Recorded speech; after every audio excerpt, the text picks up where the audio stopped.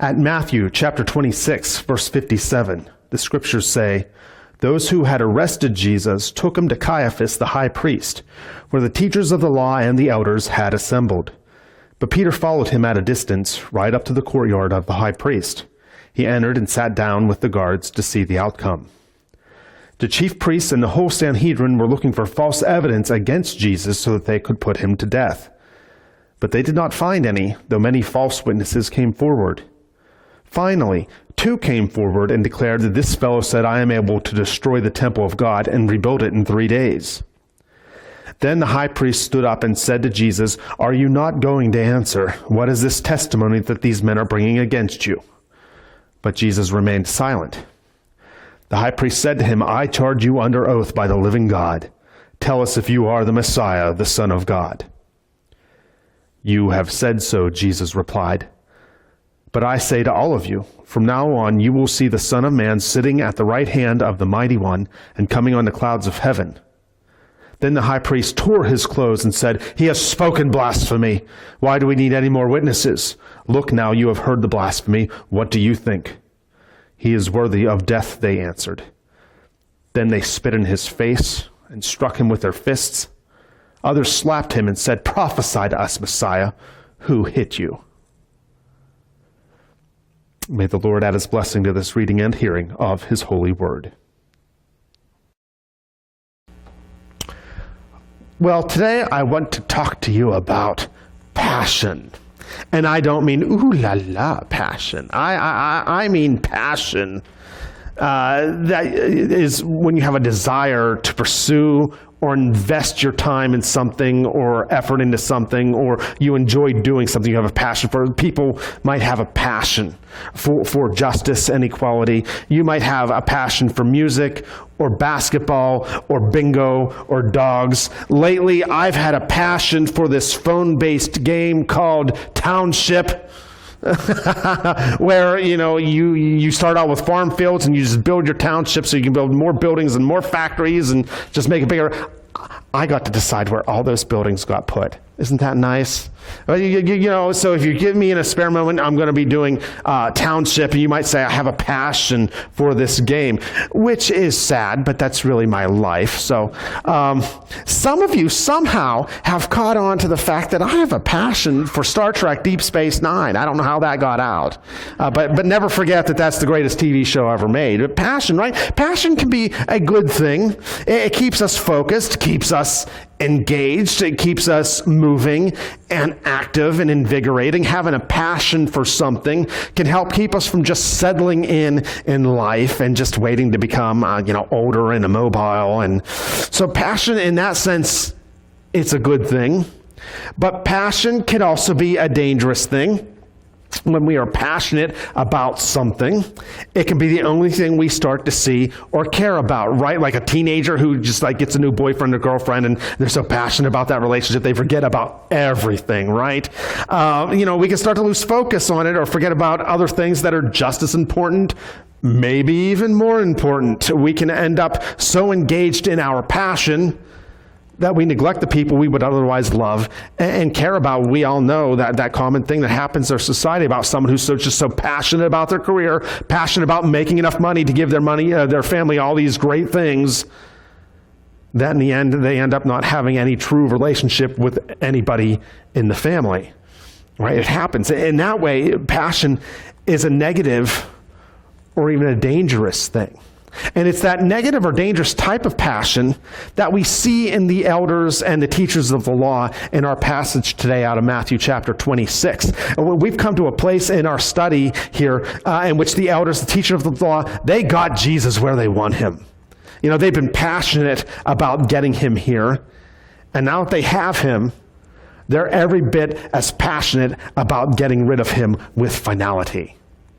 Their passion, interestingly enough, had grown out of an initial desire to serve God. As those in position to lead the Jewish people of their time in matters of faith, they took that role seriously. And so when Jesus first came on the scene as the responsible leaders of God that they saw themselves as, they had concerns about him because Jesus came doing what they weren't expecting Messiah to come doing. So they questioned whether this guy really was from God because they were responsible for God. And they questioned what would happen if the people followed him and were led astray. But that questioning, they eventually got caught up in the passion for that questioning and that passion for doubting Jesus. It led to them having a passion to make sure Jesus was silenced. A passion that blinded them to the evidences that Jesus presented that he truly was Messiah sent from God. A passion that caused them to become more and more obstinate in their way of thinking as they felt Jesus threatened their own places of authority within their culture. It was a passion that caused them to completely miss what God was doing in the world right among them. It was a passion that had started out with a desire for God. But their passion took over and compromised their dedication to God. They were so passionate about what they were doing for God that they stopped focusing on God. They instead compromised. They adopted practices and attitudes that took them further from the truth. They had started out wanting to be for God, but then they just got passionate. Passion led them further and further from God. It happens. And so the elders and the teachers of the law in our passage today, they serve as a warning to all who would seek to serve and to love God. Don't become so passionate about what you are doing for God that you forget about God. Don't let your passion become your God. So let's look at this passage we have here today and identify some of these warning signs that our passion for the way we are serving God may be leading us to a place of compromise, where passion overshadows our love for God himself. I mean, the indications of compromise because of passion are clear. Almost immediately in today's passion, we see that the passion of the elders and the teachers of the law causes them to compromise justice and truth. Right? Matthew tells us, first verse of our passage, that after being arrested, Jesus was taken to the home of Caiaphas, the high priest, where the Sanhedrin is just the fancy name they had for themselves of calling the Jewish ruling council, which was composed of some of the teachers of the law and the elders. The Sanhedrin was waiting to put Jesus on trial when he was taken to the home of Caiaphas here. Now, this is just one of three trial-like settings before the Jewish leaders that Jesus will go through in his last hours, according to the Gospels. And not one of them is legal. I mean, the first would-be trial was actually Jesus before Annas, the former high priest who had been deposed by the Roman overlords and replaced by his son-in-law Caiaphas. That's not the way God told them it was supposed to work. You know, according to the Jewish customs, you became high priest and you were high priest for the rest of your life. But the Romans didn't care what God had said, so they didn't like Annas. So they deposed him and put in Caiaphas instead. The indication being that Annas really didn't work well with the Romans, but Caiaphas maybe was all right working with the Romans, right? So Jesus is first taken to the home of Annas.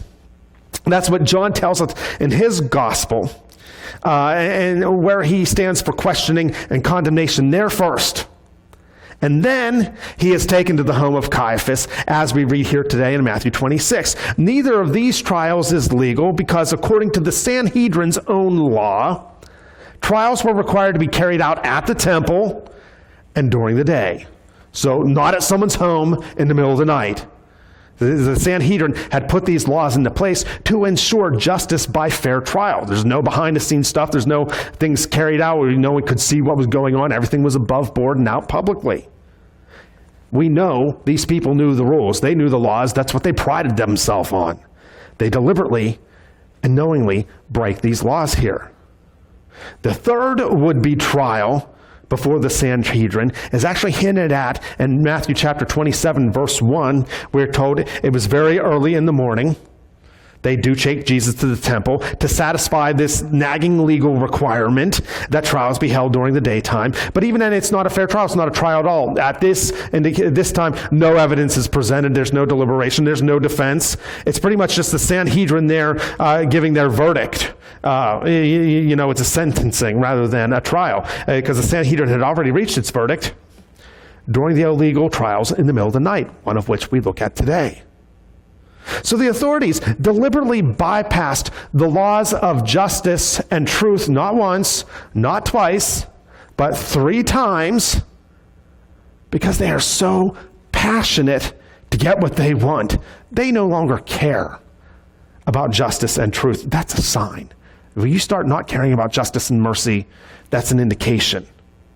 You see, the authorities were so consumed by their passion to get rid of Jesus, they completely sidestepped truth and justice. See, when you don't really care about truth and justice, you just want to get what you want. You just get what you're after. You're so passionate. You're going away from God. When you're passionate about something, a cause, an ideology, a person, even a ministry, watch out for signs that your zeal is causing you to bypass justice and truth. When the welfare of others is sidestepped or run around for the sake of expediently accomplishing your goal, that's a warning sign to you, a sign that your passion has replaced God. As the narrative continues, we see the passion of the elders lead them into further compromise. This time, they compromise what they know is right. They know what is right, they just don't do it, right? Matthew chapter 26, verses 59 and 60, we read, the chief priests and the whole Sanhedrin were looking for false evidence against Jesus so that they could put him to death. But they did not find any, though many false witnesses came forward. See, the enemies of Jesus know he's done nothing under the Jewish law to warrant the death sentence they have already unjustly decided he should get. So they bring in some false witnesses to give some false evidence. It's all false. These are lies being told by liars. And the authorities know it. They know it's wrong. But they're willing to do what is wrong for the greater good, as dictated by their passion. But even this is no good. You kind of look at it, and if it's not so horrifying for Jesus, it's kind of funny when you look at it from their perspective, because these lying scoundrels they brought in as witnesses, they can't even agree on their lies. They can't even get their lies straight with each other. An agreement of testimony was necessary because God's law given under Moses required testimony of at least 2 people to condemn or convict somebody. You had to have 2 witnesses, because you can't make a right judgment if you've only got one person saying it's just hearsay. They could be making it up, right? Or if everyone's saying something different. Like at the after-school program, we have these things called hippity hops. There's what they are in case you don't know what I'm talking about. We don't get them out very often because we only have a couple of them. And every time we get those silly things out, the kids fight over them the whole time. And so I'll see across the gym, I'll see a group of kids around one of these things getting ready to just duke it out over one of these stupid things. So I'll go over there and I'll, just bring some order to their chaos. I'm like, well, all right, what's going on here? Why are we fighting?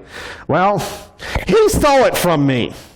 Well, she's been using it the whole time and she's not sharing. And then there's always this third kid that's there involved for no reason, right? You're like, why are you involved in this kid? And they give some weird story like, I should get it because he told her he was going to kill her children down to the 3rd generation if he didn't get it, or something ridiculous. It's just, so none of them is agreeing on what has happened. So what do? I put the stupid thing away. No one gets it, right? Because there's no agreement, so I can't make a right decision. So the law required the agreement of at least 2 witnesses. It was necessary. And that's what they were trying to get from these false stories. Eventually, 2 of the false witnesses do agree. But even then, they're totally lying. Because they say, we heard him say he was going to tear the temple down and rebuild it in 3 days. Which, okay, Jesus never said that. Jesus had said something to that fact. He said, tear down this temple and I'll rebuild it in 3 days. So he's saying if somebody should tear this temple down, I'll rebuild it in 3 days. But we're told he actually wasn't talking about the temple. He was talking about his body.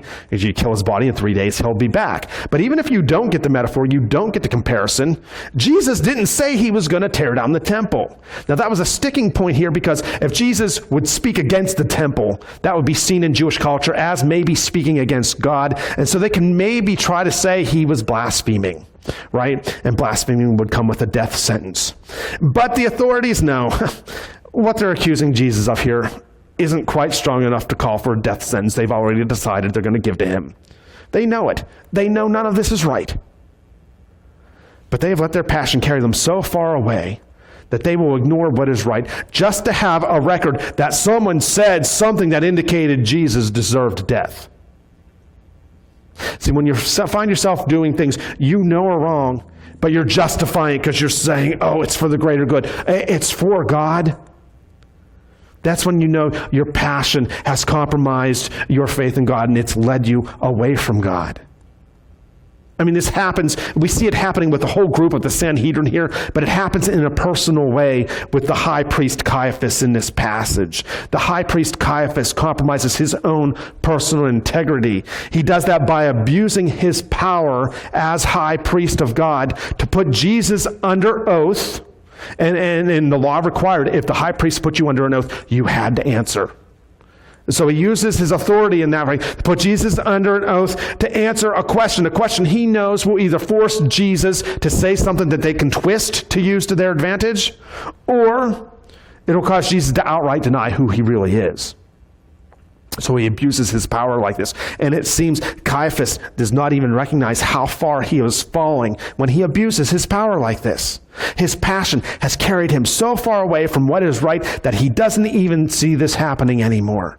So under oath, Caiaphas demands of Jesus, tell us if you are the Messiah, the Son of God. And Jesus' response, you have said so. Which is pretty much his way of saying, that's right, you said it. And in that, there's nothing outright wrong or blasphemous about claiming to be God's Messiah. But answering yes to being the Son of God, and then speaking of yourself as sitting at the right hand of the Mighty One and coming on the clouds of heaven, well, that's putting yourself equal with God. That is blasphemy. You didn't think we were done with that, did you? It's blasphemy unless you are the Son of God, which Jesus was and is. But the Sanhedrin did not recognize that. So when Jesus speaks these words, they say, that's blasphemy. So they have their evidence. And they all were there to witness and hear Jesus saying this blasphemous utterance, right? So they've got their witnesses. Under God's law, blasphemy was punishable by death. So they get what they wanted. All they had to do was lie and cheat and abuse the power and trust given to them by God and the people and turn their backs on everything they knew was right. So often when we are passionate about things, that happens to us, right? We don't even realize it's happening. People, God will never ask you to compromise your righteous integrity. He will never ask you to do something wrong in order to accomplish something for him. He will never ask you to sin or participate in sin or to back up sin in others in order to reach them for the gospel or to help transform something that is wrong into something right.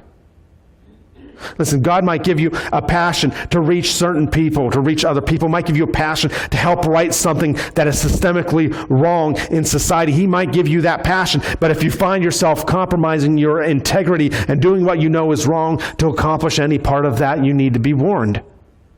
Your passion has taken you away from God and his will. It might be a passion that started out in something good, but it can take you away from God.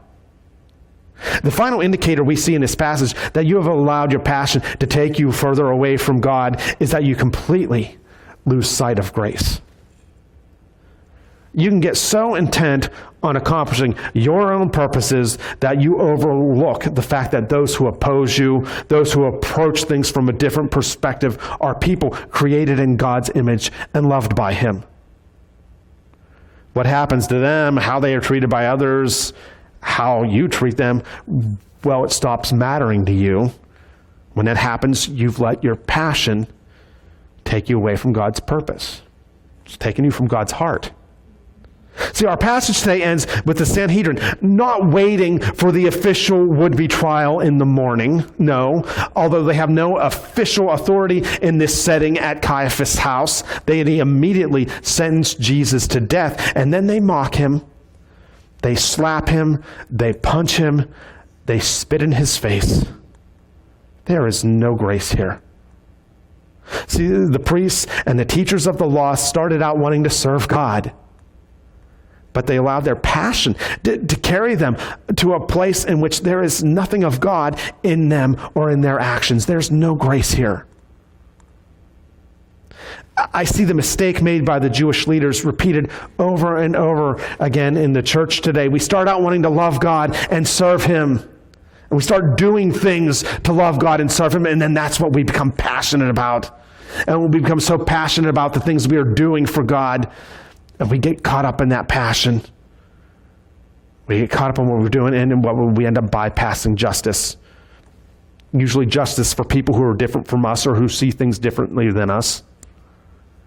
And then we justify doing what's wrong. It's for God. He'll forgive it. He'll work it all out. But if we don't do this, then we won't get here, right? We sacrifice our own integrity. And we abandon the grace that God would have us show others. See, when you become passionate about something, I want to encourage you, from time to time, step back. Examine your life for the signs. If you have any of these things, if they're there, that's a warning. You're in the path that the elders of Jesus' time are on. You've abandoned what you first set out to do, love and serve God.